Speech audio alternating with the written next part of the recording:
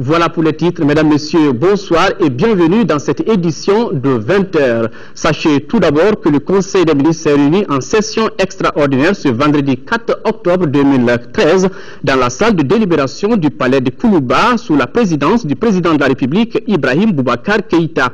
Après examen des points inscrits à l'ordre du jour, le Conseil a adopté des projets de loi. Sur présentation du ministre de la Justice garde des Sceaux, le Conseil des ministres a adopté un projet de loi autorisant le gouvernement à prendre certaines mesures par ordonnance. Par le présent projet de loi, le gouvernement, conformément à l'article 74 de la Constitution, demande à l'Assemblée nationale l'autorisation de prendre par ordonnance des mesures qui sont normalement du domaine de la loi dans la période comprise entre la date d'adoption de la présente loi et l'installation de la nouvelle Assemblée nationale. Cette autorisation concerne les mesures que le gouvernement devra prendre dans les domaines déterminés en vue d'assurer le fonctionnement régulier de l'État. Sur présentation du ministre de l'Économie et des Finances, le Conseil des ministres a adopté le projet de loi de finances 2014. La loi de finances, communément appelée budget d'État, détermine les ressources et les charges de l'État au cours d'une année. À ce titre, elle est l'instrument privilégié de réalisation des objectifs de la politique économique, sociale et culturelle de la nation. Le projet de loi de finances 2014 prévoit et autorise l'ensemble des recettes et des dépenses de l'État et établit les priorités de l'action du gouvernement pour l'année 2014. Il tient compte de la conjoncture internationale, sous-régionale et nationale. La répartition des dépenses par secteur reflète la volonté d'accorder la priorité à l'instauration de la sécurité et de la paix, au fonctionnement de la justice, de la relance économique et au développement humain et au renforcement de la politique de décentralisation. Le projet de budget d'État 2014 se présente ainsi qu'il suit. Au titre des recettes, les recettes se chiffrent à 1518 milliards 116 millions de francs CFA contre 1433 milliards 515 millions de francs CFA dans le budget rectifié 2013, soit une augmentation de 5,90%. Au titre des dépenses, les dépenses prévues s'élèvent à 1559 milliards 440 millions de francs CFA contre 1465 milliards 075 millions de francs CFA dans le budget rectifié 2013, soit une augmentation de 6,44%. Le budget d'État 2014 dégage un déficit prévisionnel de 41 milliards 324 millions de francs CFA contre 31 milliards 560 millions de francs CFA dans le budget rectifié 2013, soit une augmentation de 9 milliards 764 millions de francs CFA. Ce déficit sera financé par les ressources provenant des aides budgétaires extérieures et la mobilisation de l'épargne à travers les titres d'emprunt émis par le Trésor. C'était là le communiqué du Conseil des ministres réuni en session extraordinaire aujourd'hui. Sur un tout autre plan, une délégation du Fonds monétaire, nous revenons d'abord à l'activité du président de la République. Le président de la République a reçu cet après-midi l'émissaire du président équato-guinéen et l'ambassadeur du Ghana en fin de mission au Mali. Le premier donc était porteur des messages du président Obiangema, invitant le président Ibeka à prendre part aux festivités marquant l'indépendance de son pays. Avec le second, il a été question de l'apport des troupes ghanéennes dans la libération des régions du Nord. Nous y reviendrons au cours de ce journal avec notre reporter Mohamed Diarra. Je vous le disais tout à l'heure, une délégation du Fonds monétaire international séjourne depuis une dizaine de jours au Mali. La délégation, conduite par le chef de division adjoint département Afrique, a été reçue en audience cet après-midi par le Premier ministre. A retenu surtout que le Fonds monétaire international accorde un financement de 30 milliards de francs CFA à notre pays. Reportage Garibou Pérou. Cette audience accordée par le Premier ministre à la délégation du Fonds monétaire international marque la fin d'une mission.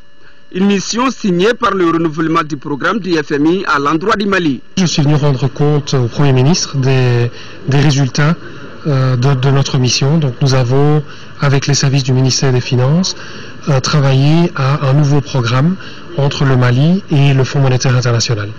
Et ce programme porte sur le budget et en même temps sur des mesures pour améliorer la gestion des finances publiques. Et le message est très bon parce que nous sommes arrivés à un accord presque complet avec les autorités. On a un accord complet sur la loi de finances 2014 qui sera présentée à l'Assemblée nationale lundi prochain.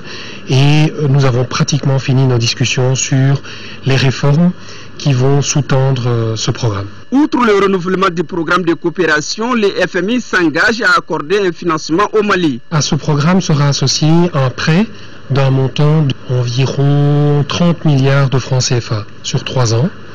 Et je dirais assorti à ce prêt, nous allons conseiller le gouvernement tous les 6 mois. Nous allons fixer avec le gouvernement ensemble des objectifs pour améliorer la gestion des finances publiques. La mise à jour de la coopération est donc effective entre les FMI et le Mali. Il reste à la partie malienne d'adopter une politique bien élaborée pour l'exécution de ces programmes. Le ministre des Affaires étrangères et de la coopération internationale, Zabi Ould Sidi Mohamed, a quitté Bamako samedi pour Nouakchott. Le ministre Zabi est porteur du message du président de la République, Ibrahim Boubacar Keïta, à son frère et ami, M. Mohamed Ould Abdel Aziz. Cet autre communiqué, le ministre de l'Enseignement supérieur et de la Recherche scientifique, Moustapha Diko, prend part du 3 au 5 octobre 2013 à la 42e session du conseil d'administration de l'école inter-État des sciences et médecine vétérinaire en N'Djamena, en République du Tchad. Au cours de ce séjour, le ministre aura des entretiens avec ses homologues d'un pays membre autour des questions liées à la contribution de l'enseignement et de la recherche dans la valorisation des ressources animales qui constituent un axe important de la politique de développement. Le peuple allemand, dans sa diversité, fête depuis 20 ans l'unification des citoyens. Cette unité, qui a été marquée par la chute du mur de Berlin, est une occasion pour l'ambassadeur de rassembler Maliens et expatriés d'autres pays. Reportage Mariam Sagara.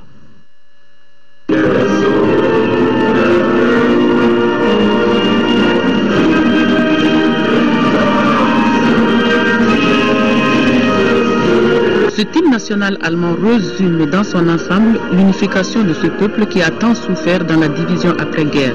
Aujourd'hui, d'une seule voix, partout où ils se trouvent dans le monde entier, ils chantent leur retrouvaille des 20 ans. L'ambassadeur, avec enthousiasme, a souhaité la fin de la crise malienne et l'unité de la nation qui pointe avec la réconciliation nationale. S'inspirant de l'exemple allemand, l'ambassadeur a prêché la cohésion et l'entente entre Maliens. Le 3 octobre est donc pour nous une occasion de nous pencher avec joie sur ce que nous avons réalisé jusqu'aujourd'hui. Il y a un an, ici à Bamako, cet souvenir était troublé par les épreuves que subissait le peuple malien depuis le début de 2012.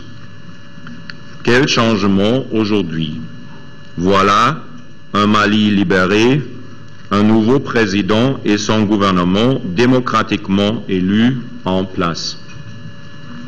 Mais, comme le dit le poète allemand Bertolt Brecht, et je cite, « Les défis des montagnes finalement derrière nous. Nous voilà en face des défis des grandes plaines. » À juste titre, le président Keïta a identifié la réconciliation dans et avec le Nord comme priorité des priorités pour arriver à une vraie paix et développement social et économique durable. Le diplomate allemand a souhaité aux Maliens l'unité, la justice, la liberté et la paix dans un Mali souverain. Les événements des dernières semaines ont montré que beaucoup reste à achever. Il faut surtout faire tout effort pour surmonter une méfiance forte et évidente dans le peuple et la politique malienne. Des mesures concrètes pour établir la confiance sont une responsabilité pour tous, y inclut la justice, pour arriver au progrès si vital dans le contexte de l'accord de Ouagadougou. Évidemment, le respect de tous vis-à-vis des institutions de l'État dans toutes les régions du Mali est également indispensable. Il entend participer avec l'appui de son pays à cette entreprise de reconstruction et de stabilité au Mali. L'hôpital de campagne médico-chirurgical du Maroc installé au stade de Modibo Keïta de Bamako est opérationnel depuis le 17 septembre dernier et c'est un véritable ouf de soulagement pour les patients qui saluent aujourd'hui la bonne organisation qu'il y a autour de cette initiative à Damakodjo. Fini les désordres et les débordements à l'hôpital des campagnes médico-chirurgicales du Maroc installé au stade Modibo Keïta à Bamako. Grâce à l'étroite collaboration entre les agents de sécurité et de santé, le service est devenu plus fluide. Pour faciliter l'accès à l'intérieur du centre où les hommes du médecin-colonel Bait Abdelouad sont en pied d'œuvre pour la prise en charge gratuite, le patient doit d'abord se faire enregistrer pour avoir le ticket d'entrée.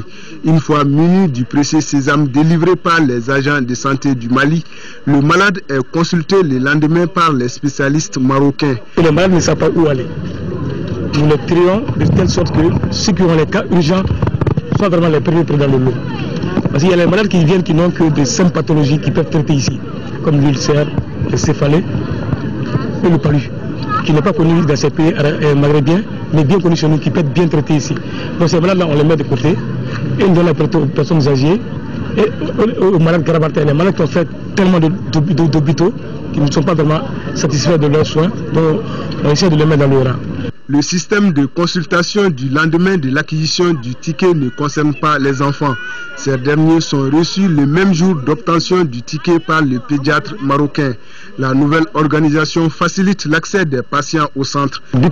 Avant qu'on ne commence à faire enregistrer les patients, je venais ici à 2h, 4h du matin, dans l'espoir de me faire consulter, mais en vain. Maintenant, les agents nous ont informé que chaque patient doit se faire enregistrer. J'ai fait une semaine ici sous l'arbre. J'y passais la nuit comme le jour. Chaque fois que mon tour arrive, cela coïncide avec la fin des travaux. Hier, j'ai été prise en charge gratuitement. Aujourd'hui, je suis arrivée au centre pour répondre à un autre rendez-vous du médecin. Pour ne pas se soumettre aux différentes procédures d'accès au centre, certains malades proposent un pot de vin aux organisateurs. Un comportement déploré par le médecin généraliste. C'est là que le problème de Bablesse. Ils sont la priorité, ils sont là pour ça. Nous, on les paye déjà par l'État. On a comme un agent d'appui. Moi, il ne faut pas qu'ils viennent nous corrompre avec ces petites sommes et après le dire dans la ville que nous sommes faits pour ça, c'est pas bien. Moi, j'ai refusé beaucoup de sommes ici. Pour le médecin colonel, la mission se déroule normalement. Il salue la bonne collaboration existant entre tous les acteurs. Dans les hôpitaux du monde, il y a toujours un afflux de malades. Il y a beaucoup de spécialités et malgré tout ça, allez voir même dans vos hôpitaux, vous aurez des gens qui ont des rendez-vous sur un registre. En pratique, prenez par exemple un bloc opératoire qui va opérer des malades. On ne peut pas opérer tous les malades à la fois. On peut opérer 2 ou 3 malades par salle, tout en respectant bien sûr les règles de la l'asepsie, tout en respectant la sécurité. Il y a un afflux certes, mais il y a une organisation de telle sorte que les gens sont satisfaits. Pour parfaire l'organisation, certains malades proposent la numérotation de tous les tickets d'entrée. L'installation de l'hôpital de campagne médico-chirurgicale est une opportunité pour certains de fructifier leurs affaires commerciales. Je vous le disais à l'instant, le président de la République a reçu cet après-midi l'émissaire du président équato-guinéen et l'ambassadeur du Ghana en fin de mission dans notre pays. Le premier était porteur des messages du président Obiang Nguema invitant le président Ibeka à prendre part aux festivités marquant l'indépendance de son pays. Avec les seconds, il a été question de l'apport des troupes ghanéennes dans la libération des régions du Nord. Mohamed Diarra. Le président équato-guinéen Obiang Nguema sollicite la présence de son homologue Ibrahim Boubacar Keïta aux festivités marquant le 45e anniversaire de son pays, prévu les 11 et 12 octobre. Une invitation contenue dans un message remis au chef de l'État par le ministre équato-guinéen chargé du travail et de la sécurité sociale. C'est un geste qui devra contribuer au raffermissement des relations bilatérales entre Bamako et Malabo. Étant donné que c'est un frère africain, on ne fait pas la fête tout seul. Il faut toujours être entouré de la famille et des frères. Le président de la République du Mali m'a exprimé les bonnes relations d'entente qui existent entre lui et son frère, le président Obiang Nguema. La dernière audience est celle que le président Ibeka a accordée à l'ambassadeur du Ghana en fin d'émission au Mali. Le diplomate ghanéen a remercié son interlocuteur pour l'hospitalité légendaire dont il a bénéficié durant son séjour au Mali. Les deux personnalités ont aussi parlé des derniers événements que le Mali a connus. Let me be very frank that les événements de 2012 nous ont trouvés ici au Mali. Le Mali a pu donc sortir de cette crise dont vous faites allusion. Et le Mali a pu recouvrer l'intégrité de son territoire et organiser des élections libres, justes et équitables. Donc le Ghana a fait partie donc, de ce combat que le Mali a mené. Donc nous sommes fiers d'avoir été aux côtés du Mali pendant ces moments difficiles et nous sommes aussi fiers donc, des résultats que le Mali a obtenus et au niveau donc, de la communauté internationale. Deux audiences, un dénominateur commun, la volonté affichée des personnalités reçues à appuyer le Mali dans son processus de stabilisation. Fin ce matin des travaux du séminaire de formation en gestion de situations post-conflit organisé par l'école de maintien de la paix à l'Une-Blondembey avec l'accompagnement du programme d'appui aux collectivités territoriales Pacte ZIZ. Le séminaire a regroupé une vingtaine de stagiaires. Reportage Nando Dambélé. Ils sont exactement 26 stagiaires issus de différentes structures de la société civile à subir ce stage. Nous venons de quelques structures de la société civile qui interviennent sur le terrain pour la résolution de conflits. Loin d'être le dernier, ce stage qui vient de s'achever est bien sûr le point de départ d'un processus qui va contribuer à instaurer le dialogue intercommunautaire. Pour mener ce dialogue, l'école a jugé nécessaire que les acteurs doivent être outillés, comprendre les conflits, les analyser avant d'aller parler avec les victimes sur le terrain. Les stagiaires ainsi formés, les tout premiers du genre, vont constituer désormais un réseau sur lequel pourrait compter l'école de maintien à l'Une-Blondembey et ses partenaires pour cultiver la paix. Les cours que nous dispensons ici s'adressent à une certaine élite. Notre mission, c'est une mission partagée. Une mission partagée pour la réconciliation, pour la paix et la reconstruction de ce pays. La direction de l'école ne cache pas sa satisfaction d'être associée à l'évaluation des résultats de ces stages. Je suis très heureux d'apprendre que le pacte va nous associer à ce processus d'évaluation, parce qu'il ne sert à rien de donner des rudiments de formation, des outils, lorsqu'on ne met pas en œuvre un processus d'évaluation qui permettent d'améliorer l'enseignement qui a été dispensé. Chaque stagiaire a pour mission de restituer la formation au sein de sa communauté. Sur le continent africain, l'actualité nous conduit au Nigeria avec le crash d'un avion. Nous irons en Libye, nous parlerons aussi de la réunion des ministres des Finances de la zone franc qui se tient à Paris et nous terminerons par la Gambie. Mais voyons d'abord cet accident d'avion au Nigeria. Le crash d'un avion nigérian jeudi a fait 14 morts sur les 20 passagers qui se trouvaient à bord de cet appareil du constructeur brésilien Embraer. L'avion appartenant à la compagnie charter nigériane United Airlines s'est écrasé peu après son décollage de l'aéroport international de Lagos. Il devait rallier la ville d'Akure dans le sud-ouest du pays. Une panne de moteur serait à l'origine du drame. La Russie a évacué la totalité du personnel de son ambassade de Tripoli jeudi au lendemain d'une attaque qui a fait 2 morts parmi les assaillants. Cette attaque aurait été menée en représailles à l'assassinat dans la capitale d'un officier de l'armée libyenne par une femme russe dans des circonstances encore non élucidées. Plusieurs chancelleries ont été l'objet d'attentats ces derniers mois en Libye. Les ministres des Finances de la zone franc réunis jeudi à Paris se sont félicités du niveau soutenu de la croissance dans la zone UMEA, estimée à 6,4% en 2013, sous l'effet de bonnes performances agricoles et de la reprise de l'économie ivoirienne. Les gouverneurs des banques centrales ont proposé d'accélérer la mise en place de partenariats publics-privés pour financer les nombreuses infrastructures dont l'Afrique a besoin. D'abord l'énergie, c'est indispensable pour tout. Et puis il y a l'infrastructure nécessaire à l'agriculture. Je crois que ça aussi c'est important. Il y a les télécommunications, Il y a l'infrastructure routière, parce qu'il faut que la production qui est faite soit acheminée. L'Afrique.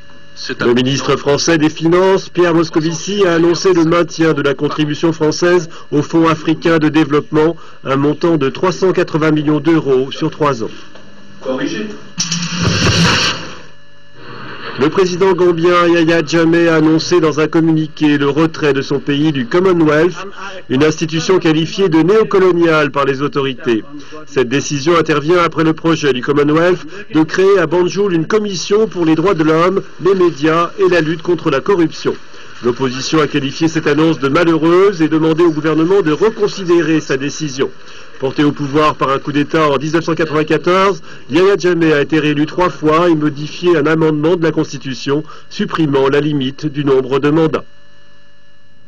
Hors du continent africain, en Italie, un navire a coulé au large de l'île de Lampedusa, ce qui a bouleversé tout le pays. Ce naufrage a coûté la vie à plus de 300 personnes. Avec ce nouveau drame, l'immigration illégale refait surface devant la scène médiatique. Alors question, comment résoudre ces problèmes? Suivez. Deuil national en Italie après la tragédie de jeudi près de l'île de Lampedusa, qui a sans doute coûté la vie à plus de 300 hommes, femmes et enfants de la Corne de l'Afrique. Le navire qui a coulé était parti de Libye avec quelques 500 migrants. Seuls 155 ont été sauvés. C'est la pire tragédie de l'immigration de ces dernières années. Une petite île où, selon la maire de Lampedusa, il n'y a plus de place ni pour les morts ni pour les vivants. C'est la pire tragédie de Lampedusa. Je pense que beaucoup de gens comprendront que nous en avons assez de récupérer des corps sans vie. Avec ce nouveau drame, l'immigration illégale s'est remise sur le devant de la scène médiatique. Comment résoudre ce problème? Comment enrayer le flux? Des questions quasi insurmontables aussi longtemps que les pays du Sud seront menés soit par des régimes dictatoriaux, soit par les conflits d'où venaient les victimes érythréennes et somaliennes de jeudi. Le drame de Lampedusa n'est pas seulement italien, c'est un drame européen. J'ai vu la commissaire européenne, Cecilia Malmström. Je lui ai demandé de convoquer lors du prochain sommet à Luxembourg une session urgente sur la question de l'immigration. L'Union européenne est montrée du doigt, l'Italie ne peut agir seule, elle a demandé l'instauration d'un couloir humanitaire pour rendre plus sûres ces traversées. Nous devons faciliter les formalités d'accès à l'Europe. Nous devons le faire et coopérer pour y arriver en définissant des conditions très strictes et très précises. Ce drame aurait pu être évité, une tragédie qualifiée de honte par le pape François en déplacement à Assise, qui a prié pour toutes les victimes de Lampedusa. Retour à l'actualité nationale, cela s'appelle la reconnaissance du mérite sur les 11 communes du cercle de Kémassina. La commune rurale de Bokuwere vient en tête dans le paiement des impôts et taxes. La remise du drapeau s'est déroulée lundi dernier. De Ségou, voici le compte rendu de Foussé Nidjara. C'est la commune rurale de Bokuwere qui vient d'avoir les honneurs du gouvernement de la République du Mali à travers le préfet du cercle de Massina, pour s'être illustrée première dans le paiement des impôts et taxes sur les 11 communes du cercle. Les 14 231 360 francs CFA que devait payer la commune à l'État pour son développement a été entièrement payé pour l'exercice de 2011. Nous allons nous acharner toujours dans le travail, nous n'allons pas baisser les bras, donc continuer à encourager quand même le personnel communal qui s'est toujours engagé pour pouvoir maintenir cette place. Le préfet du cercle de Massina, tout en saluant les populations des villages de cette commune et leurs partenaires, a exhorté la commune à maintenir ce talent pour ne pas perdre cette place de leader. Cette commune, je l'ai dit, c'est la seule qui est dirigée par une femme parmi les 11 communes rurales du cercle de Massina.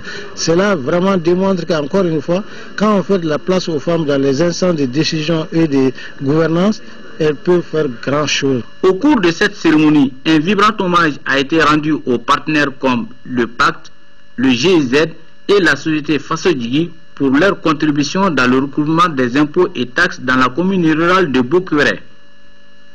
Aux situations d'urgence, des réponses d'urgence, l'ONG luthérienne World Relief et la fondation Bill et Melinda Gates ont investi près de 115 millions de francs CFA pour aider les populations de 5 communes rurales du cercle de Nyoro ayant subi des affres de l'occupation des bandits armés. Le projet intitulé Résilience Plus a officiellement lancé ses activités à Djabalikoura. Reportage à Maïgéré au Gobaradolo.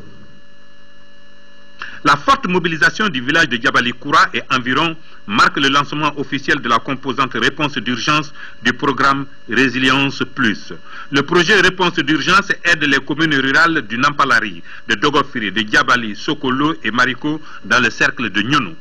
Le cercle de Nyono a été durablement frappé par la crise politico-sécuritaire qu'a connue le Mali de 2012 à 2013.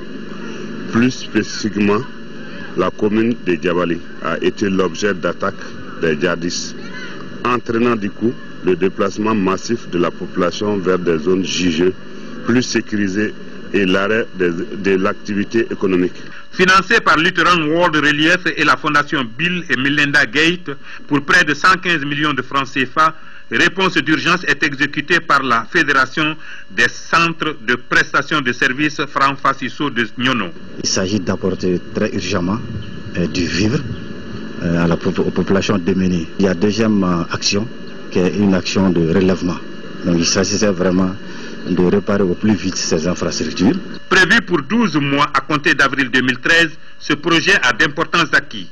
Distribution de vivres, de semences améliorées à 1250 ménages, d'aliments bétail à 750 ménages, la réhabilitation du magasin de stockage de Djabali, entre autres. J'aimerais, et je sais que les populations sont sur la bonne route, tout ce qu'on fait, ce n'est qu'une petite tâche d'huile et on espère que ça va grossir et on ne met que la semence.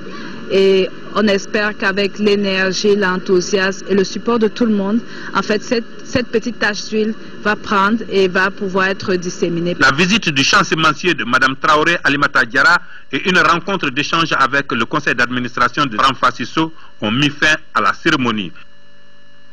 Activité similaire dans la Venise malienne Mopti, où la Fédération des unions des sociétés coopératives de la région, en partenariat avec Lutheran World Relief et la fondation Bill et Melinda Gates, viennent de procéder au lancement des activités du projet intitulé Résilience Plus. 10 483 ménages sont bénéficiaires dans les cercles de Mopti, Douanza, Tenenkou et Ouaru. Djéné également est concerné. À cette cérémonie, le lancement était couplé d'inauguration du siège social de la Fédération Mopti. Nous retrouvons le compte-rendu de Yaya Bokoum. Fruit du partenariat entre la Fédération des unions des sociétés coopératives de Mopti, Lutheran World Relief et la fondation Bill et Melinda Gates, le projet Résilience Plus est une réaction à la crise alimentaire du Sahel, tenant compte des différences entre les sexes. Ce programme fait suite à un autre programme que LWR a mis en exécution en collaboration avec la Fédération des unions coopératives de producteurs de riz. Le programme a très bien réussi, mais la fédération a un plus grand nombre de coopératives que le premier programme n'avait pas atteint. Ainsi, cette initiative de Lutheran World Relief et de la fondation Gates dans les cercles de Mopti, Douanza, Tenenkou, Youarou et Djéné contribuera sans nul doute au relèvement des ménages les plus vulnérables de ces zones. Il est opportun d'accompagner cette dynamique en cours afin de sécuriser davantage les communautés. Nous sommes convaincus que ce projet contribuera à la satisfaction des besoins des 10 483 ménages bénéficiaires et d'enclencher par conséquent leur relèvement suite aux différentes crises. À cette cérémonie de lancement était couplée l'inauguration du siège de la Fédération des unions des sociétés coopératives de Mopti. L'infrastructure a été financée par Lutheran World Relief à hauteur de 20 millions de francs CFA. Restons à Mopti pour parler des assises de la première session du comité transfrontalier pour la gestion intégrée des ressources en eau du Sourou entre le Burkina Faso et la République du Mali. Cette rencontre avait à son ordre du jour l'adoption du projet de règlement intérieur, la mise en place d'un bureau exécutif, l'identification des actions prioritaires. Reportage Yaya Bokoum. Dans le cadre du renforcement des relations d'amitié et de fraternelle coopération entre les peuples burkinabés et maliens, le Mali et le Burkina Faso ont entamé un processus de mise en place de cadres de concertation transfrontaliers pour la gestion intégrée des ressources en eau dans le bassin du Sourou.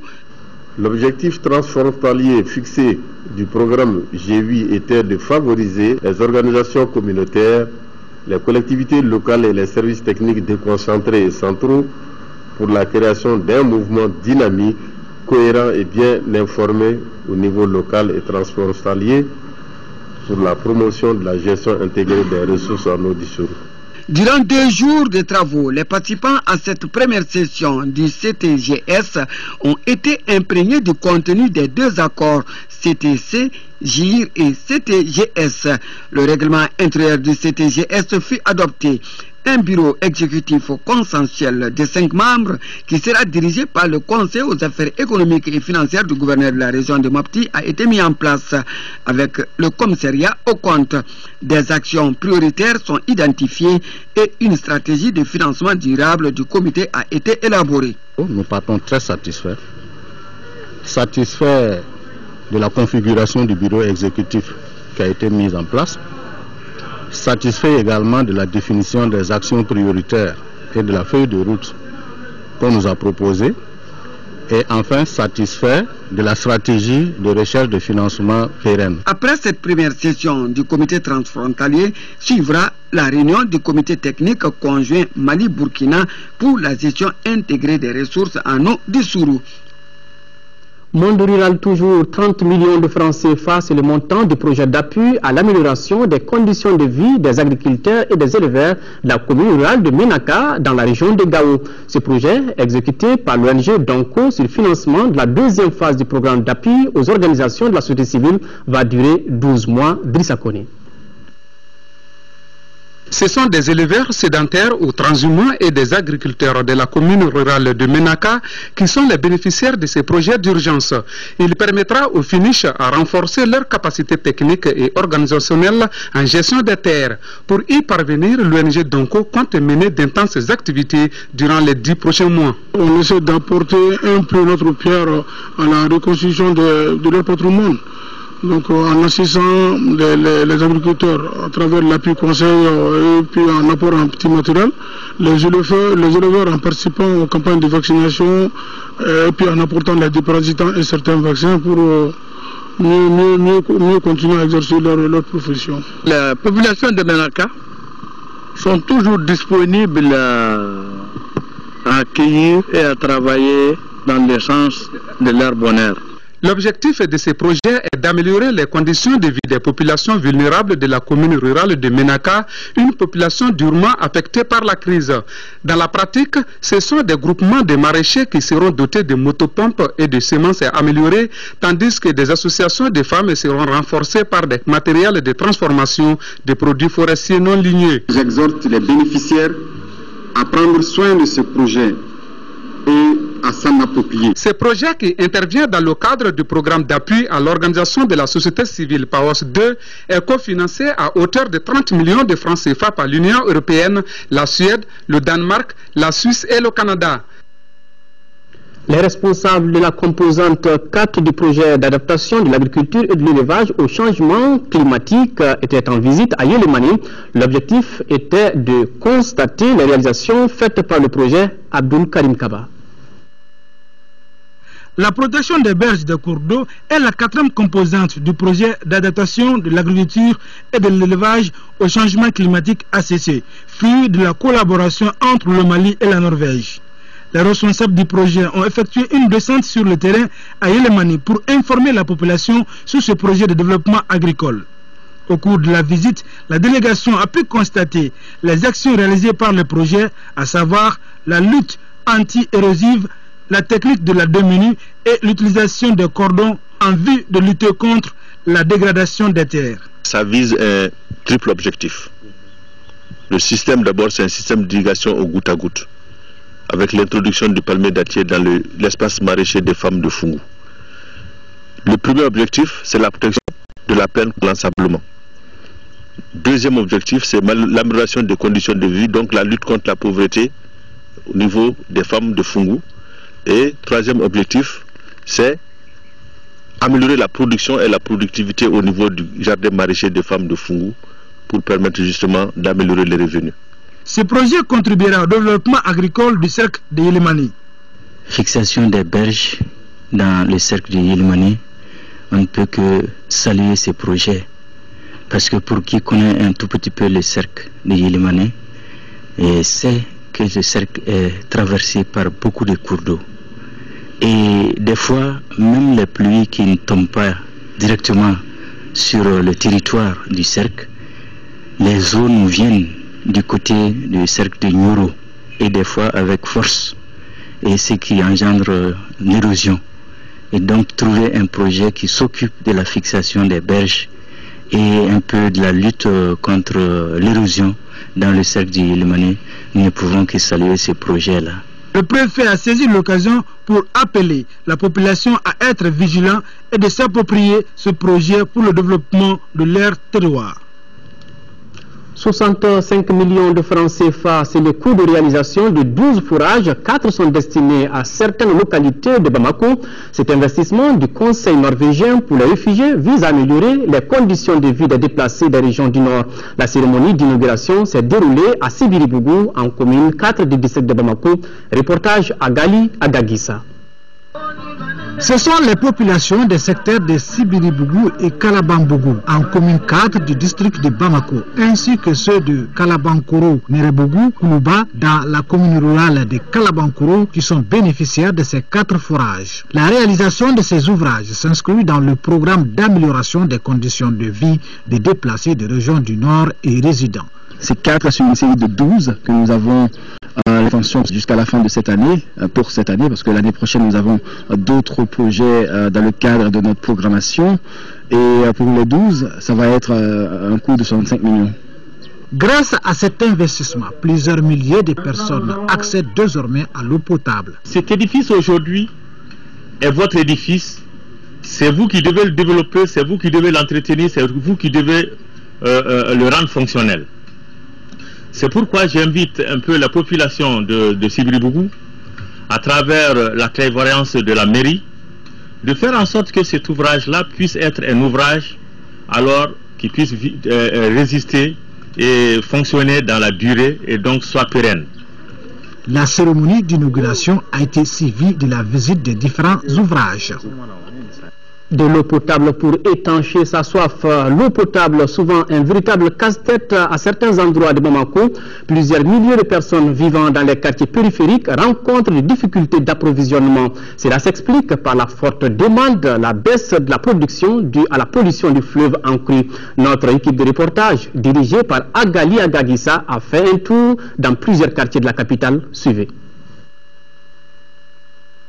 Traversé par le fleuve Niger, Bamako reste confronté aux difficultés d'accès à l'eau potable même en période de crue. Bon nombre de citoyens parcourent des kilomètres ou passent de longues heures devant des bornes fontaines pour se procurer le précieux sésame. C'est le vécu quotidien dans certains secteurs des quartiers de Yirimadjou, Nyawakoro et Sabalibougou que nous avons sillonnés.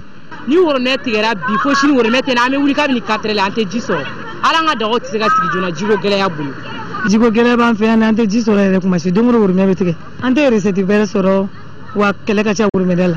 Au niveau des services d'exploitation, la pollution des eaux du fleuve, source d'approvisionnement des stations de pompage, reste la première cause. Pendant l'hivernage, nous sommes confrontés donc à la turbidité.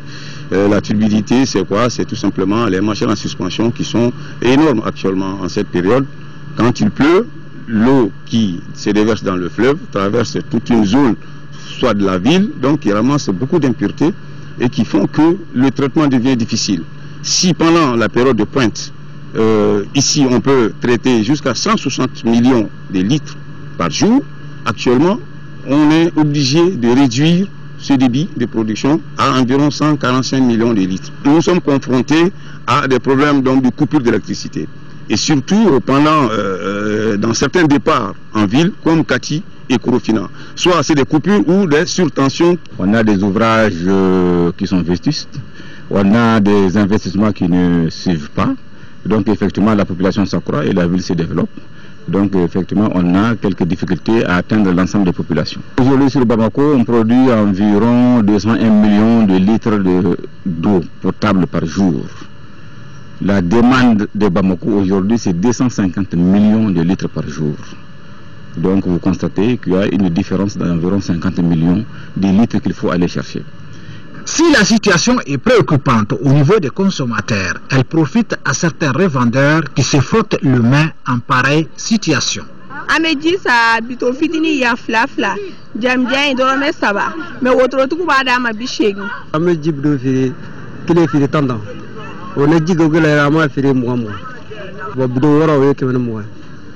L'accès à l'eau potable est un droit et c'est conscient de cela que le gouvernement, à travers la SOMAGEP et d'autres structures, met l'accent sur l'investissement à court et à long terme. Vous avez pu constater que depuis un certain temps, l'eau et l'énergie ont été séparées. Une des raisons, c'est pour pouvoir mettre un accent particulier sur la fourniture de l'eau potable. Dès que cette séparation a été assurée, les bailleurs de fonds sont prêts à injecter de l'argent, principalement pour la ville de Bamako, avec la construction de la station de Kabala.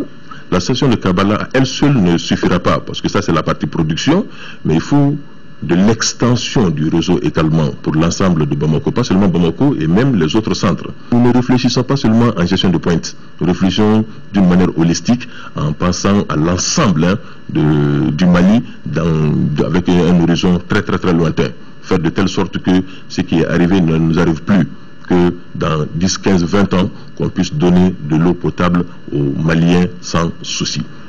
En attendant, la discipline et l'utilisation rationnelle de l'eau doivent être les maîtres mots dans les différents ménages. Les pratiques contribuant à la pollution du fleuve sont également les facteurs aggravant les problèmes liés à la production de l'eau potable. La lutte contre le banditisme à Sikasso avec ce coup de filet de la police du 1er arrondissement qui vient de mettre la main sur une bande de voleurs de motos. Le groupe a été appréhendé le 26 septembre dernier dans le quartier de Sanobougou 1 par les éléments de la brigade de recherche. Compte rendu, Sekou Konaté. Ils sont 4, spécialisés dans le vol d'engins à 2 roues. Avec eux, 11 motos Jakarta et Sanili. Mais le 26 septembre dernier, se croyant à l'abri de tout soupçon, il devait recevoir la visite de la brigade de recherche du commissariat du 1er arrondissement de Sikasso, conduite par l'inspecteur Moussa Doumbia. Des individus répondant du nom de Alou Traoré et Moussa Sanogo dit alias Bala. C'est les gens qui vont dans les sites orpaillage, ils profitent d'une attention des paysans, ils volent leurs motos afin de les vendre dans la grande ville ici à Sikasso. Ils nous ont dit qu'ils ont des retours au niveau dans une des quartiers ici à Sikasso, plus précisément à Sanobougou 1. Immédiatement, le chef vers l'inspecteur de police Sangaré avait levé une mission d'envie de les rechercher et de les conduire au commissariat. Donc l'opération nous a permis d'avoir 11 motos avec la collaboration de nos collègues du commissariat de police de Kadiolo. L'action que le commissaire Jean-Marie Drabo et ses hommes viennent de réussir est due surtout à la conjugaison des efforts de ces hommes et de certains citoyens qui ont compris que rien ne sert de couvrir les malfrats. Aujourd'hui, il faut reconnaître que tous les éléments de la pègre de Bamako, tous les grands voleurs de Bamako, après avoir été traqués par les différentes unités de police, ont choisi comme refuge Sikasso et les villages environnants. Et c'est pourquoi l'apport de la population est très important. Alou Traoré et sa bande, devant le juge, seront bientôt édifiés sur leur sort. Production littéraire à présent, un nouveau livre désormais dans vos kiosques et librairies. Le roman qui a pour titre Les enfants de Kourouma est du professeur Oumar Kanouté. Dans ce document, il est question des soubresauts de la vie politique d'un pays de l'Afrique au sud du Sahara. Soubresauts du monde étudiantin hautement politisé et dont la nature de l'engagement donne à réfléchir. Coup d'État à répétition ou révolution de palais. Dans Les enfants de Kourouma s'entremêlent politique et amour, un livre du professeur Oumar Kanouté. Voilà, c'est la fin de cette édition. Merci de l'avoir suivi. Autre rendez-vous avec l'actualité sur votre chaîne demain, 13h, une présentation de Aïssata Ibrahim Maïga.